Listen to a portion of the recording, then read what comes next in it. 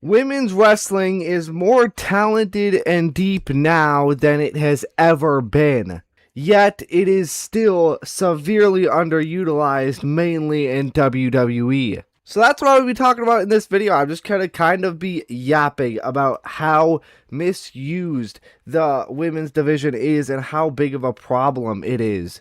I have a lot of things to talk about. I have a lot of notes. I'm not exactly sure how long this video is going to be, but let's get yapping. So right now, the women's main event scene in WWE is dead. It is the worst that it has been in years, both on Raw and SmackDown. Let's start off on SmackDown by talking about Rhea Ripley, who has been out for over a month now, I believe, and still has not vacated her title. And pause. Okay.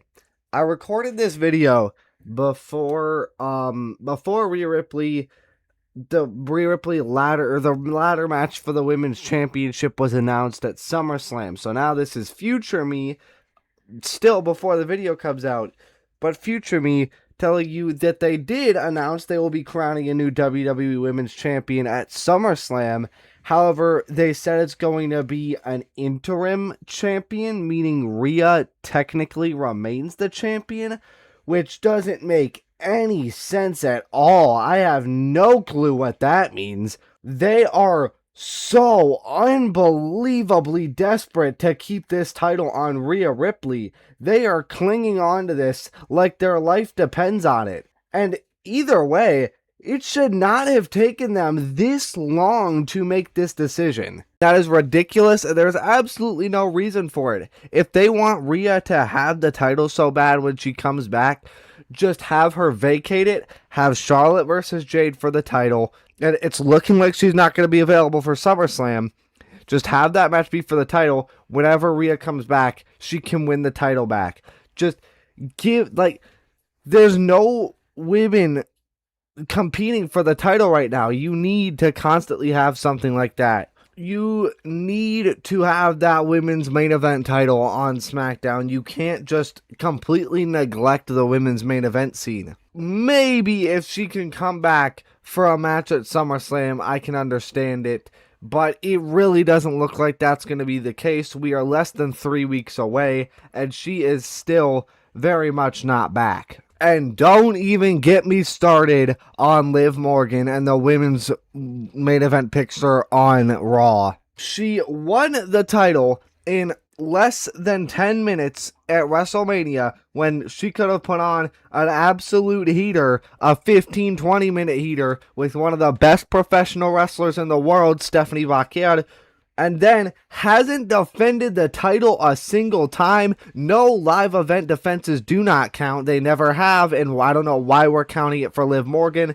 I mean, even with her winning the Women's World Championship and winning the Royal Rumble, she is still one of, if not the most underutilized wrestler in all of 2026. I get it, you want to have a rematch when Stephanie comes back, but you need to give her something to do in that time period while she's gone. This could have been a generational run as Women's World Champion, and it has been terrible. Well, I guess you could say it's been generational, but generationally bad is what it has been, quite frankly.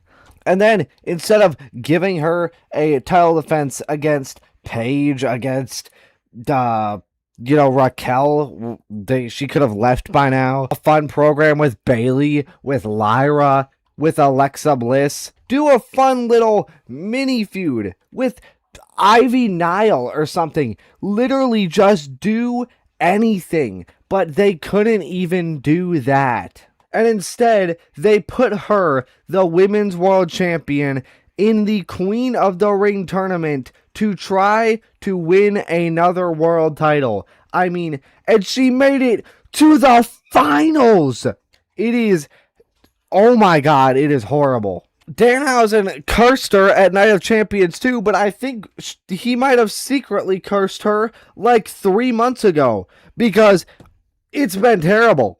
I mean, Liv Morgan is one of the most talented and over women in the company, or just people in the company in general, and is not being used. Future Sawyer back at it again. A thing that I forgot to mention in this video is people objectifying.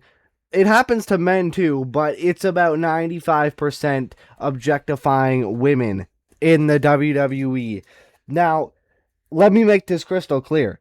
There is nothing wrong with finding a woman attractive. There is nothing wrong with thinking, oh, this woman looks good. This dude looks good. You can't control if you find someone attractive, and saying someone looks good is fine. Like in Santi Zap's Reddit videos, there used to just be a bunch of goon posts, like zooming in on their ass and their tits during matches and slowing it down and stuff like that.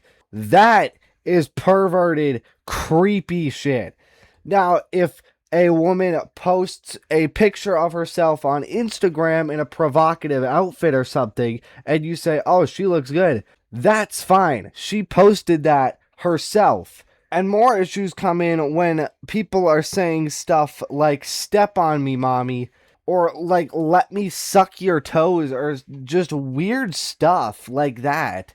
It's perverted. And I get that basically every woman on the roster wears pretty revealing outfits, both in the ring and not in the ring. But that does not mean that you need to be a complete pervert about it. You shouldn't just be watching women's wrestling because you think they're hot. You should be watching women's wrestling because of the talent and the work that these ladies put in and how good they are at their job, just like you do with the men. Someone could go out and have an absolutely incredible match with another woman, and there might be more comments about how jiggly her ass was during the match rather than how good the match actually was. If you just watch women's wrestling because of how they look, you are degrading and objectifying these women, disrespecting all the work that they've put in to get themselves to that position. All the workouts, all the matches, everything, all the promo work, you are disrespecting all of that and objectifying them, just seeing them as hot people. If you think of women like that in wrestling or just in general, first of all, keep the thoughts to yourself. Second of all, get some help. And instead of squeezing your hog and playing the skin flute while you watch a women's match, how about you actually focus on how talented and how much work these women have put in to get to where they are? And sometimes it makes it hard to just have a normal discussion about women in wrestling. You could go on basically any post about a female wrestler on Twitter and find several goon comments. Doesn't matter who the woman, skinny, bigger, muscular, it doesn't matter. There's always people like that. And when you make creepy comments like that, it sends a kind of message that their wrestling ability is secondary to their looks to you. And I don't know. I'm not a wrestler. I don't know if the women have to wear like stuff that is revealing, or if they're like guilt tripped into it, or if they just straight up want to wear clothes like that. I know that I can basically guarantee you in the Vince McMahon era they were probably forced to. I mean, thank God we don't have things like bra and panties matches anymore, which some people want those back, which is absolutely disgusting. Like, it's honestly not even a funny thing to joke about at that point. Those matches were extremely disrespectful to women and were just meant to satisfy the twisted needs of Vince McMahon, and I'm sure plenty of other people. But I know Bayley was shamed or something along the lines of that early in her career for not dressing quote unquote like girly enough, because she's always worn full pants in the ring, and obviously a lot of women wear basically underwear. So obviously she was shamed for that, which is unbelievable. I don't know if that's still how it is. I'd like to think of Triple H as a better man than Vince and hope that he would not do that. Maybe it's an unspoken rule. I'm not exactly sure. But if they are forced to wear stuff like that, that's messed up. And sometimes these comments that are pointed towards these women are just straight up harassment. And if these comments are everywhere and so many people are saying them, that could lead WWE to lean more into that and make their whole gimmick or their whole character just about their appearance. These people will go as far as to create AI photos of these wrestlers naked. I mean, it's so disgusting and disturbing. Sometimes it can be good when they lean more into the sexual appeal of a wrestler if you find that perfect balance, like they did with Rhea Ripley. Her mommy character it's not as sexual anymore, but it was a lot more before. She seemed to be okay with it. It was working really well, and her entire gimmick wasn't just that she's hot. It's she is great in the ring. She's great on the mic. She is so charismatic. She looks absolutely terrifying. So her whole gimmick wasn't just about her appearance. It was part of it, but the main focus of the gimmick is this unstoppable, jacked woman who just tears everything apart in front of her. But where I don't think they really get it right is like with people like Lola Vice. Like, to me, it seems like basically her entire gimmick is just the hot Latina that everybody loves. I think they need to give her more of an actual character, and she is absolutely amazing in the ring. The Gooners might get mad at me for this one, but it's a big problem, and it needs to be fixed.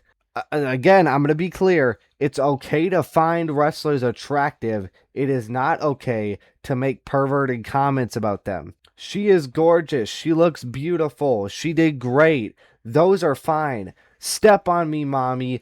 Choke me. Pin me against a wall. That is not okay. Still future Sawyer here. I mean, I recorded this video about a week before it came out, and oh my god, they just keep adding more and more stuff for me to talk about. Let's talk about the most recent episode of Raw from yesterday and a situation with Fallon Henley. First, let's talk about Raw. This past episode of Raw, there was zero women's matches or on-screen televised promos. We had Liv Morgan in as like a background character in a backstage segment. We had a Sol Ruca promo on ad break with Roxanne Perez, or not Roxanne, Lyra Valkyria, and then another ad break segment where it was a promo with Raquel and Roxanne. That is all the women, and Liv Morgan was a manager for Dom's match. That's it. And Io fought Liv. There was no matches, no televised promos on an entire 2.5 hour episode of Monday Night Raw when you have talent like Io Sky, like Liv Morgan, like Sol Ruca, like Lyra Valkyria, like Bayley, and we couldn't even get a single match or segment. Like, it is ridiculous. This is absolutely ludicrous, man. I don't understand how you can leave out an entire, like, half of your roster from the show, pretty much. And Maxine Dupree was also a manager. Gee, I almost forgot that. I mean, this is just completely ridiculous, man. That is just absolutely criminal. Especially 2 weeks, less than 2 weeks away from your second biggest show of the entire year. Let's talk about a situation with Fallon Henley next, too. After her and Lainey Reed won the tag team titles, the women's tag team titles at Saturday night's main event, they were celebrating, walking backwards on the ramp or whatever, and she got literally shoved, almost knocked over by some stupid little kid in the crowd, like some 14-year-old or something. And like, she genuinely got full on shoved. I mean, that is completely unacceptable. And that same kid was also flipping off JD McDonough during his entrance later in the night. Some people might say, like, oh, it was a kid. Why does it matter?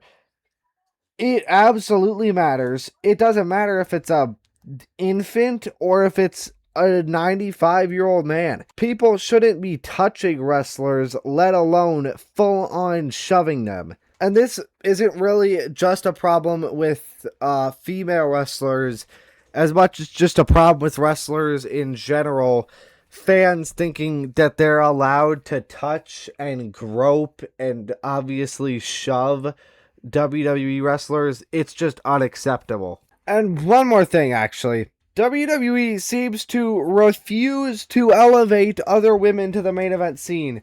This also is happening with the men, but it is much worse with the women. It seems like the world champions are always Liv Morgan and or Rhea Ripley. Why not experiment with Julia as world champion? Blake Monroe, Jordan Grace. Give Jade Cargill an actually good reign. Give it to Alexa Bliss. We haven't seen that in a long time. Io Sky, but give her an actually good reign. Asuka, Raquel Rodriguez, Roxanne Perez. Like, there's so many fun things you could do with these people, but instead you're just constantly going back to Liv Morgan and Rhea Ripley. Now, anyway, back to normal meat. Let's talk about the Women's United States Championship division, but more specifically, let's start with Julia, who was one of the biggest and hottest stars coming out of Japan, debuted in NXT, huge debut in NXT, won the NXT Championship, and then got called up to the main roster and fell off. To no fault of her own. It was completely Creative's fault. She has so much aura, is so unbelievable in the ring, is able to keep up with the likes of Rhea Ripley in the ring, has great English now. I don't know how good her English was when she first came here, but now her English is definitely good. She was cutting full promos with Kiana James in English. Had multiple terrible US title reigns because WWE just didn't care enough. So, I mean, there is literally no excuse to not be pushing her to the moon. She honestly needs a fresh start. She honestly needs to go over to Raw. But now the Women's United States Championship as a whole has been terrible ever since it was first created, and severely misused and underutilized. And underused, however you want to describe it, it's been terrible. So many talented women have held this title, like Chelsea Green, which I'll get into her later because oh my god is she underused. Julia, obviously. Tiffany Stratton, who is a main eventer, was a women's world champion a year ago, and she finally got the title on a PLE, but still only has one defense after holding it for 3 months, 4 months? So even with a main eventer holding the title, she's still being underused, or the title is still being underused. And honestly, what I would love to see is if Becky Lynch isn't going to the main event scene when she returns, I want to see her go to SmackDown and maybe just win the US title and do what she did with the IC title and make it matter. Let's talk about Blake Monroe. She was teased. Blake Monroe coming soon for 8 weeks or more or something like that. Debuted, then went back to the teasers, and then debuted again on a pre-recorded episode of SmackDown. I mean, that is a crazy way to handle a certified main eventer, a megastar in AEW, one of the best women's wrestlers in the company. That is quite the way to handle her. I mean, that is diabolical. She came out of AEW having the greatest women's feud arguably of all time with Toni Storm, and then now she's relegated to teasers and attacking Kiana James and Julia. And on this past episode of SmackDown, they couldn't make time for a single thing involving the women's mid-card scene. And there was only one women's segment except a Fatal Influence video package. The only women's thing was Jade versus Alexa. You had to go on the WWE social media to find out what happened in the women's mid-card scene after SmackDown. And she attacked I don't even remember who, Kiana James or Julia. She attacked one of them. That's it. That's all they had for the women's mid-card division this week. At least the women's U.S. Championship division. I mean, it's terrible. Maybe just get Tiffy in the feud with Blake Monroe. Just give them both something good to do. Now let's talk about Fatal Influence. How hot they were in the first month after their debut, beating the likes and being in the ring with the likes of Rhea Ripley, Alexa Bliss, Charlotte Flair, Paige, Brie Bella, just taking over the women's main event scene on SmackDown, or the entire women's division, honestly. And now they are relegated to the women's tag team division, including JC Jane, which is crazy. They were so over, getting such loud boos from the crowd, getting huge pops, and now they are just doing nothing. I mean, WWE just seems like they don't know what to do with Fatal Influence. JC Jane, by no means, should be in the women's tag team division. Fallon Henley and Laney Reed, yes, absolutely. Go right ahead, have them win the titles. But JC Jane should be in the main event scene of SmackDown. But oh wait, she can't because Rhea still has the title and she's gone. Again, another reason why Rhea should just vacate. They're not even having JC go after the US title. She's just in the tag team division. It makes no sense. Let's talk about the women being severely underrepresented at the biggest wrestling, well, what's supposed to be the biggest wrestling event of the year, WrestleMania. They had 4 matches. There was 13 matches on the card. The women got 4. And there wasn't a single one over 10 minutes except Rhea Ripley versus Jade Cargill, which was 10 minutes and 8 seconds. Having the women be less than a third of the card is unbelievable. They could have easily added Io versus Asuka. I mean, it's just insane, man. Stephanie Vacquet, or Stephanie Velcro, even though she was the women's world champion, still being very, very underused, was stuck in a Raquel Rodriguez vortex for a while there, which they were having good matches, but it just went on too long, and it didn't even lead to Raquel turning on Liv. Again, one of the best women's professional wrestlers, or professional wrestlers in general, in the world, feuding with the same person for like her entire title reign, and being relegated to an 8-minute match, or maybe it was 6 minutes, I don't know, a very short match at WrestleMania. I mean, it's ridiculous. Lyra Valkyria had a feud of the year contender with Becky Lynch last year, and just there was no follow-up. Absolutely none. She should have been propelled into the main event scene. She's an incredible wrestler. She's good on the mic. She's over with the crowd. I don't know what you need. What else you need to push her to the main event? Maybe, just maybe, I'm giving WWE a little bit of leeway here.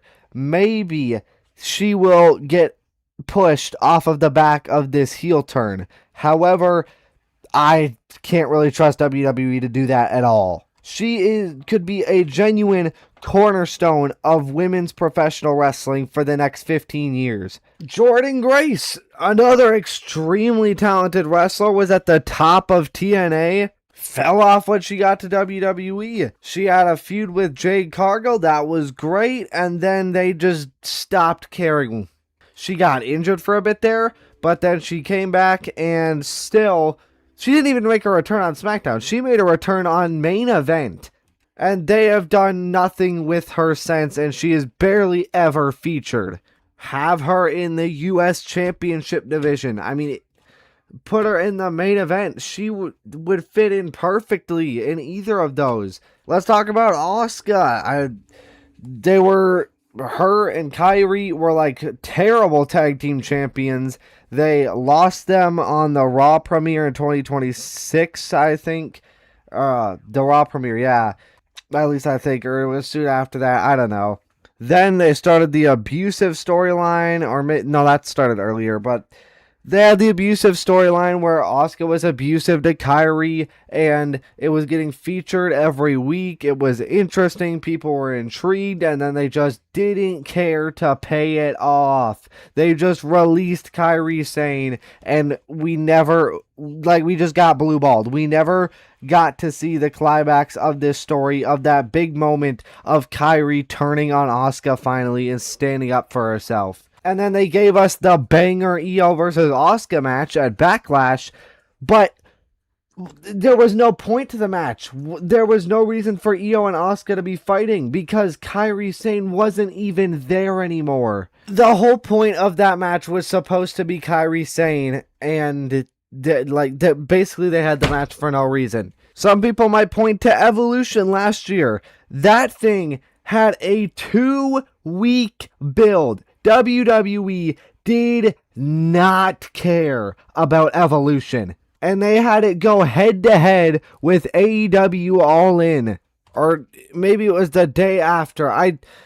This PLE, if you look at it with no information, just seeing an all women's PLE seems like a great thing. But if you just research for a couple seconds, you'll realize WWE truly did not care about this event, and it doesn't look like they're doing another one this year. And they put on potentially the premium live event, the best one of the year, and with a 2-week build, and without one of their top stars, Liv Morgan. That just goes to show how amazing women's wrestling can be when it's given the opportunity. Obviously, the women main evented that show, but before that, the last time a women's match main evented a WWE Premium Live event, I believe, was WrestleMania 37 in 2021. That is 5 years ago, where it was Sasha Banks versus Bianca Belair. Women not main eventing a single, not just WrestleMania, not just SummerSlam, not main eventing any premium live event for 5 years.